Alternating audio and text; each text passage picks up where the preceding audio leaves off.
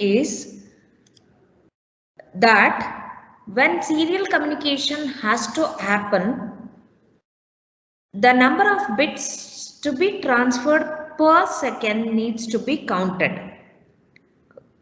So in such cases, the baud rate settings, all since they are dependent on the time, the number of bits per second, the clock has to be driven to the 8051 through the 8051 timer. So therefore, for serial communication, hence the timer one only will be used in serial communication, and this timer 1 clock pulse or the clock which is derived from the crystal oscillator, it is divided by 12 and divided by 32, that will be the clock frequency that is derived to the serial communication. Based on how many number of clock pulses have been derived, based on that the serial communication bit rate or the baud rate you can assess. Using that serial communication technique, when you want to transfer some data, transmit some data from 8051 microcontroller to the outside world, so during the time, what are the various steps in the program you need to follow? That is what the programming steps I have discussed in the previous class for transmission. So this is for transmission. When you go for the reception, how do we receive the data? So for that, let me, this is for transmission. Okay. And similarly, when you want to receive the data from the external world into the 8051 through serially for on an SCON register. So already we know what are the various registers we need to make use. So there are two registers, one is the SCON register and the other one is the S buffer register. This S buffer register will have the data to be transmitted or to be received, both will be existed on this S buffer. And SCON register, it is controlling register for serial communication. So entire serial communication control, it is with one register, that is the SCON register. So all these details as I discussed in the previous class. Let me go for now the second part of the programming that we need to learn is how do the program 8051 for the reception of data. So therefore, how do we receive data serially? Receive data serially. So it means to say that you have an 8051 controller.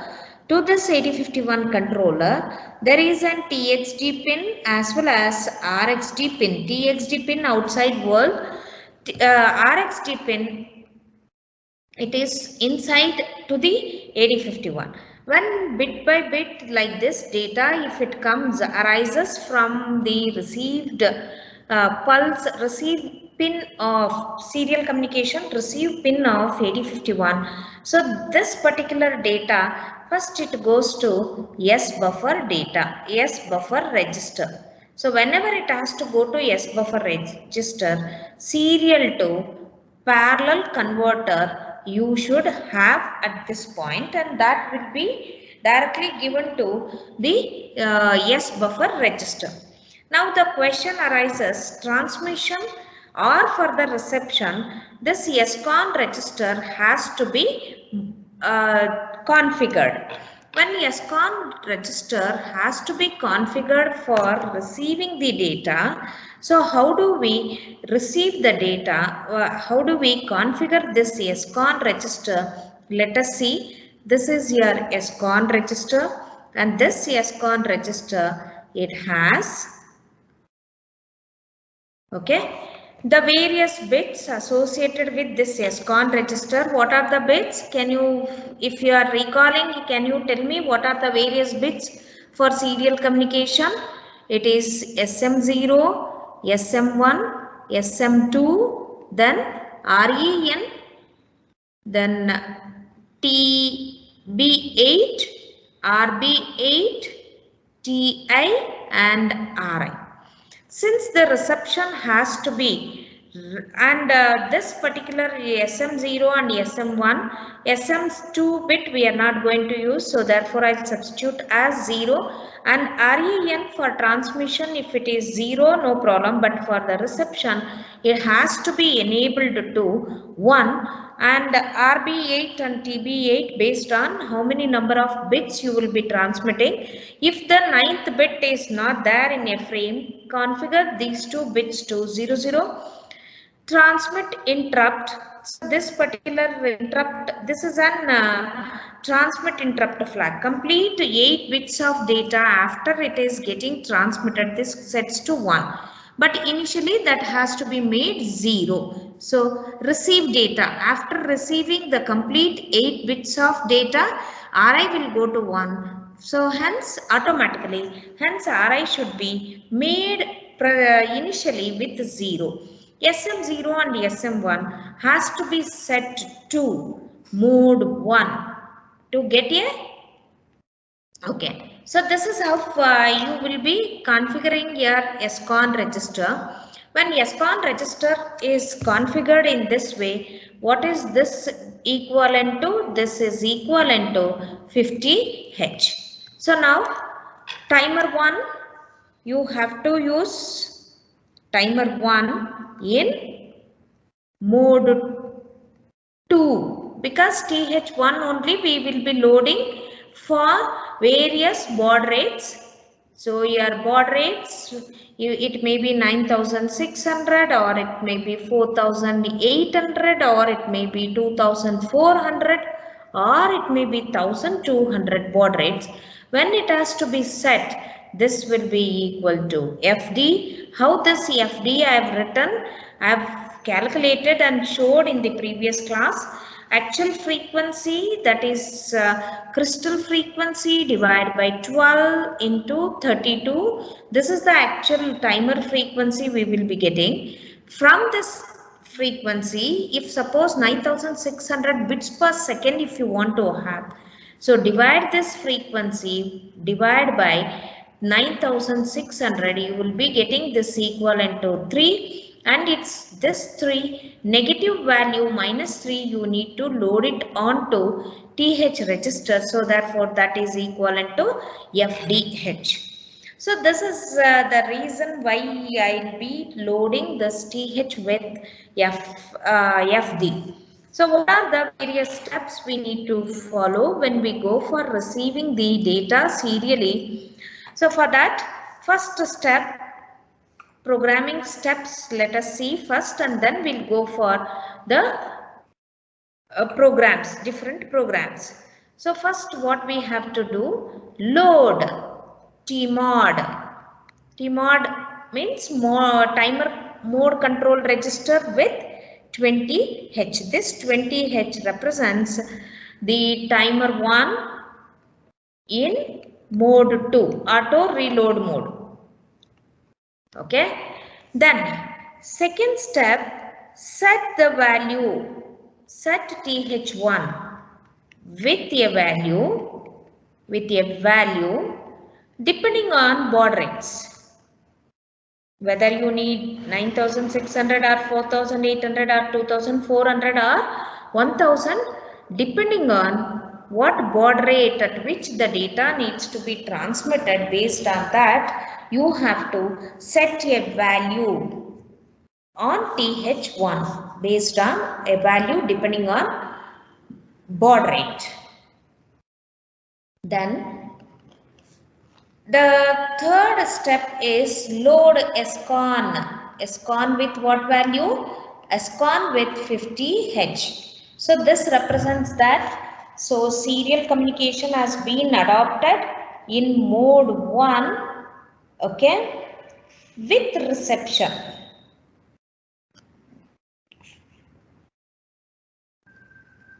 reception bit enabled. Then start timer 1. How to start timer 1? That is using set B TR1. After starting the timer 1, since TH1 has been already loaded, automatically the timer will start, and the next step is keep monitoring TF1, that is the overflow flag of timer 1. Okay, keep monitoring okay. Since it is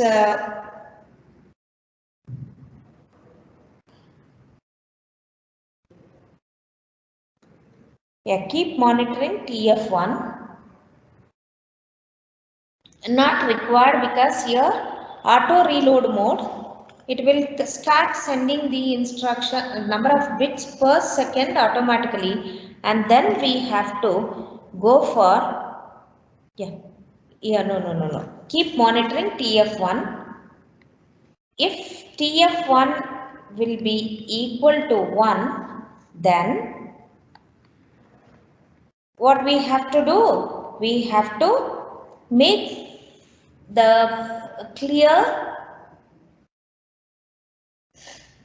Ti, and automatically the since keep monitoring TF1, that is equal to transmit. Keep monitoring transmit interrupt or receive interrupt for 1. If Ri is equal to 1, then clear Ri and restart program. 1 minute, students. Restart program. Okay, this is about your timer 1 to be used for serial communication, for transmission or for reception. Now let us take 1 or 2 programs related to this and we'll solve the problem. Write a program, first one, program 1. So this program 1, it is write a program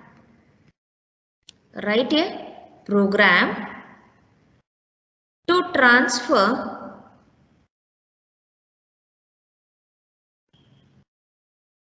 the message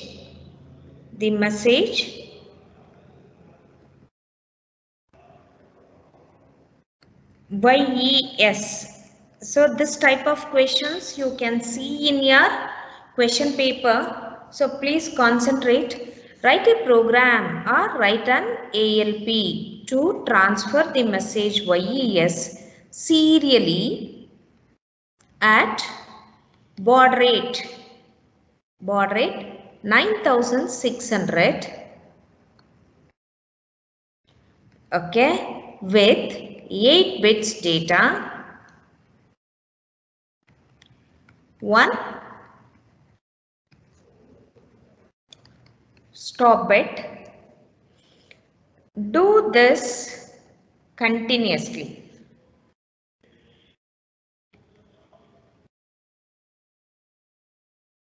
How do we write this particular program? Transmission steps.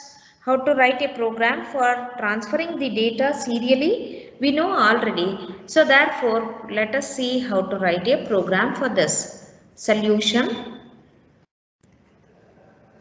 First step is load tmod register. So for that, move tmod with #20. Timer 1 in mode 2. Move th1, #-3. Move scon with #50. Set B TR1. So minus 3, or you can replace this is equivalent to minus, or sorry, 0 FDH. It automatically converts this value. Otherwise, you can write it as minus 3 itself. Then move S-con with 50. You know here why we are going for this move S-con with 50.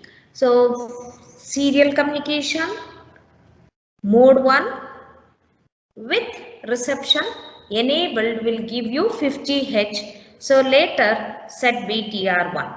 So once the timer has been started, what are the conditions to be fulfilled?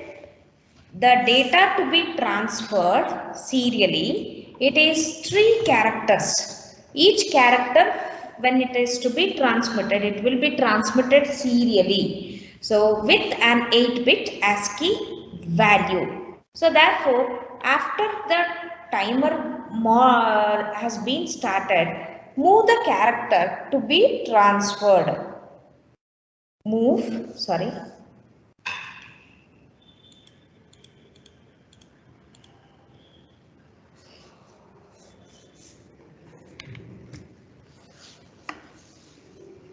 Here move, okay, A comma hash y.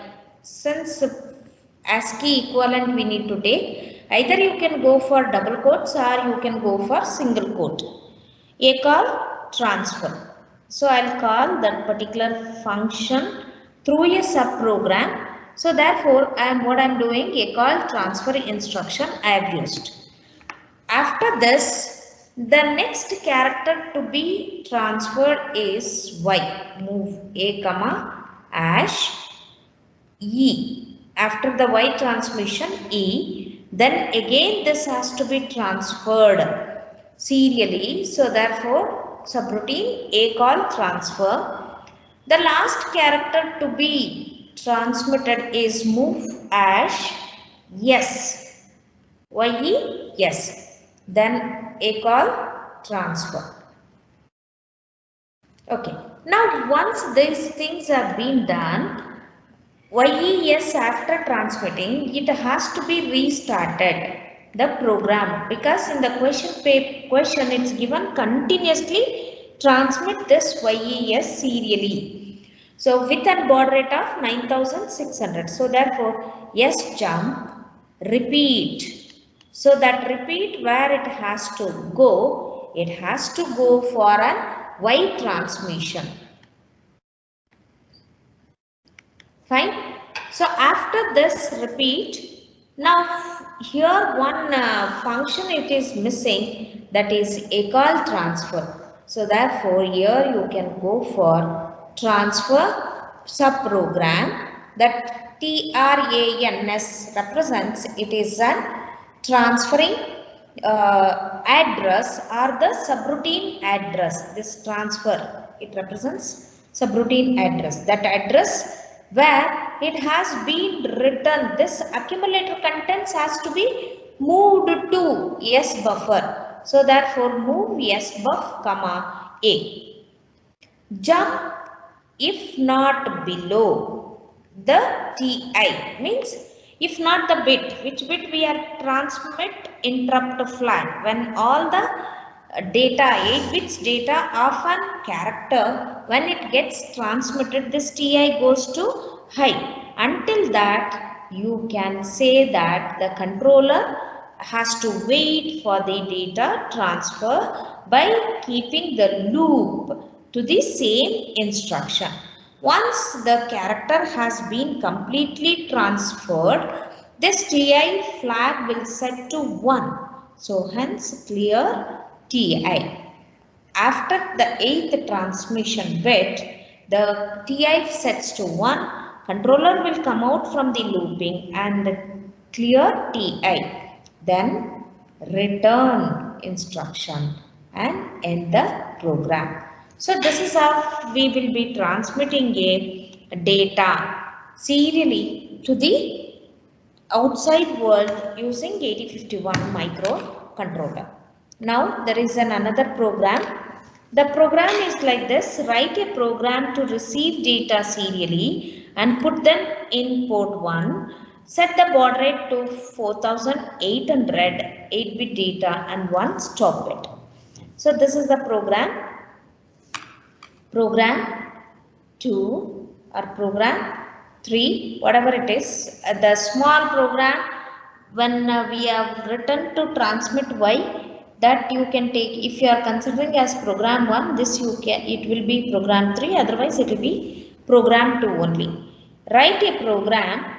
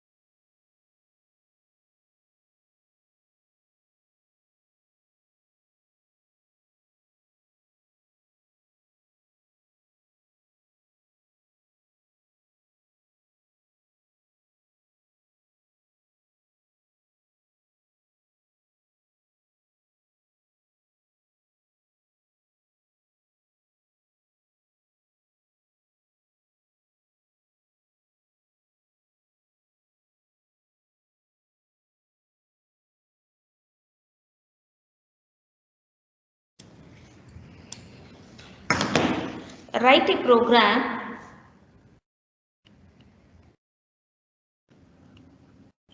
to receive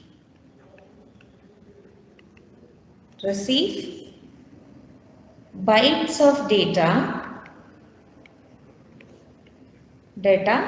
serially and put them in port 1.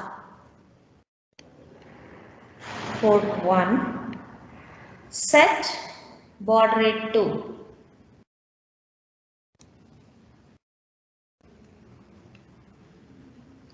4800 8-bit data. 8-bit data you need to transmit and 1 stop bit.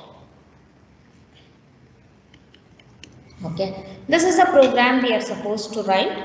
So how do we, this is a program example for receiving the data. So here also the solution is similar to your transmission. So how do we write the solution? So for which, let me consider this. Okay, move tmod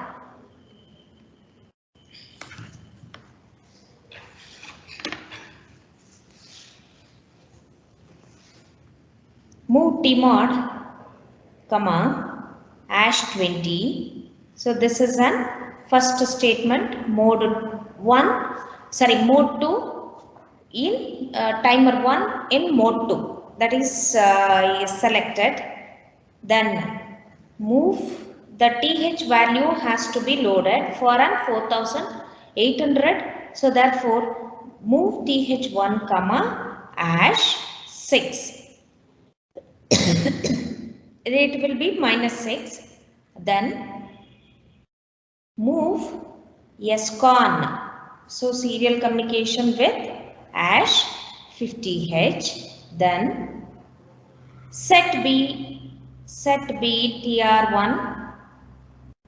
After setting, because now serially the data has to be received onto S buffer register and that has to be sent to port 1. So therefore JNB RI. So now RI we need to test. If RI is 1, we have to quit and we have to transfer that data to port 1, otherwise to the same instruction JNB RI comma, here move A comma S buffer, move P1 comma A, clear RI, then S jump here. So this is a program which you can make use for the serial data transmission to transfer the data onto port 1. So whenever you are going for port 1, first take the content onto S buffer. The content will go to the S buffer register. From there you need to take it onto accumulator, and accumulator contents you need to transfer it to port 1. So this is how your serial communication, transmission and reception it will work. So now okay, there are in the question notes I have given you few problems. You please go through, and C programming, one question is there. So that also you need to learn. But C programming, serial communication, syntax I will explain afterwards. You can go for that particular program to learn. And before we go for the next topic in this particular chapter, this is the last topic in this particular module. Before we conclude this module, so let me give the two standards which are available for serial communication as RS-232.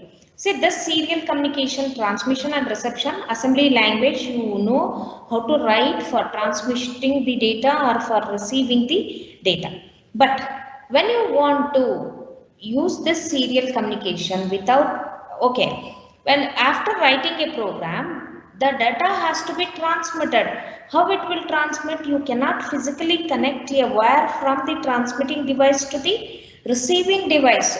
In such scenarios, or from receiving device to the transmitting device, in such scenarios, you need to have one interface for serial communication. Interfacing device of serial communication. How do we interface serial communication? So for that, the regular transmission or reception, if you look at whether irrespective of whatever the baud rate 9600 or 4800 or 2400 or 1200 baud rates, all these baud rates through which the data will get transmitted from microcontroller. So you have a microcontroller here. From the microcontroller to the outside world, that is for the transmitter, or from the okay, this is transmitter or receiver. When microcontroller is acting as a transmitter, here you will have a receiver. When this device, receiving end device, you consider as a transmitter, then that transmitting device will send to the microcontroller the data serially. So during that time, this will act as a microcontroller will act as a receiver. Now, irrespective of whatever the scenario, whether it is microcontroller transmission or the real-time device is transmitting the data to microcontroller, it is irrespective of that. Here you need some connectors for serial communication. Here also you should have some connector, and here also you should have one connector for serial communication.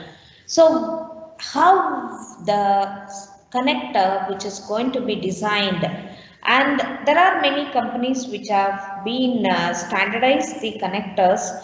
The one such standard which is available for serial communication is RS-232.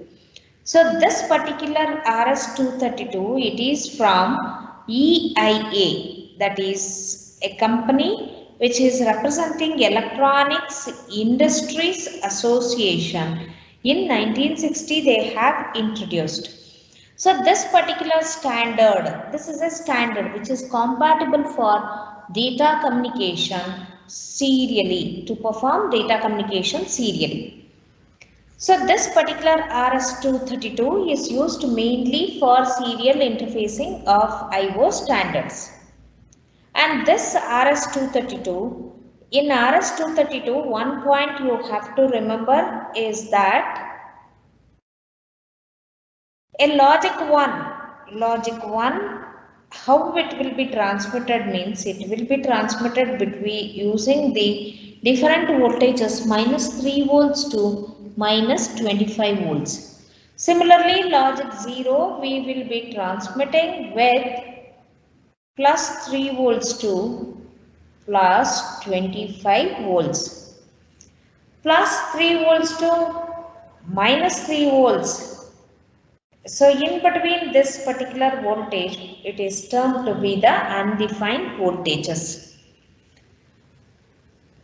When you want to go for this particular RS-232 connect to the TTL compatible TTL ICs, it is not going to be compatible. In such cases, we will go for MAX232 standard as an interface between microcontroller and the transmitting device. Then next now your question to answer, or you may get question, how do that particular RS-232 connector will be looking like diagrammatically if it is considered, or RS-232 when you are considering, there are two different types of RS-232s. You have, one is DB25 connector.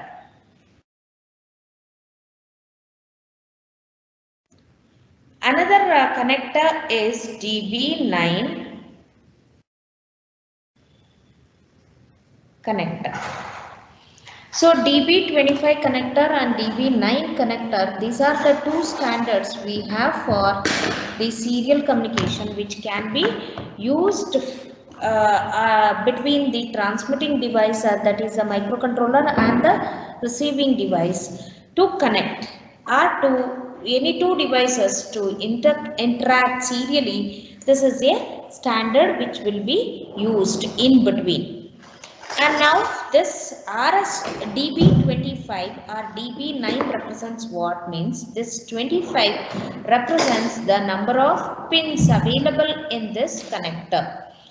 When DB25 is considered, totally 25 pins are available for connecting microcontroller with serial communication device. Similarly, when DB9 is considered, 9 pins are available for serial communication. Then how do this particular structure will look like? So for that you can see here DB9 connector. So you might have seen such devices in your systems, plug in, plug out devices. So like this, you can see here there will be pins. There will be male connector and female connector. So like this, the 13 pin and the first pin in the upper row. Similarly, when the down it is considered pin number 14 to pin number 25. Totally combined together, it is an RS-232 DB25 connector. Similarly, when you go for DB9 also will look like the same structure, but above row only 5 pins, below row only 4 pins. So this is a DB9 connector, only 9 pins, 1, 2, 3, 4, 5, 6, 7, 8, 9. So this will be the pin configuration for this particular DB9 connector. When you look at this DB9 connector or DB25 connector, both are used for the serial communication, but when you go for this RS-232 DB25 connector, the hardware complexity is more, so hence we may, most of the time we are going for DB9 connector only. So DB25 there will be male connector as well as female connector in this DB9 or DB25. So let us take DB5 only. So DB9 only. In DB9 totally 9 pins are available. So these 9 pins represents what means first pin represents DCD bar. Okay, what does this DCD bar means? Data carrier detect.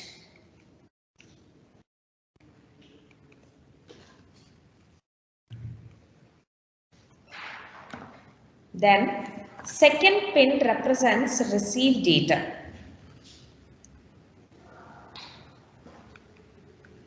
So it represents RxD. The third pin represents it is transmit data, TXT pin. The fourth pin it is data terminal delay, DTR. Okay, the fifth pin is signal ground.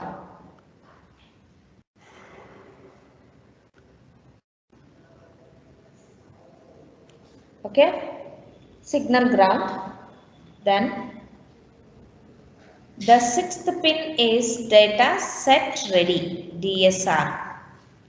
The seventh pin it is receive to request to send data. Eighth pin is clear to send data.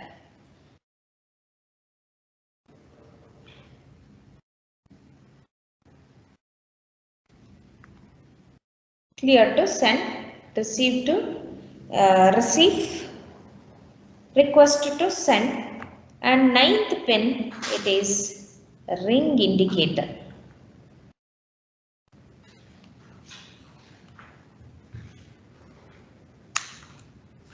Okay, fine.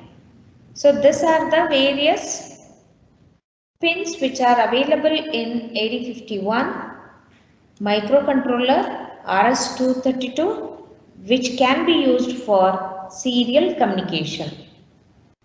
If you have observed the computer, in the computer you can see all these hardware components or hardware features.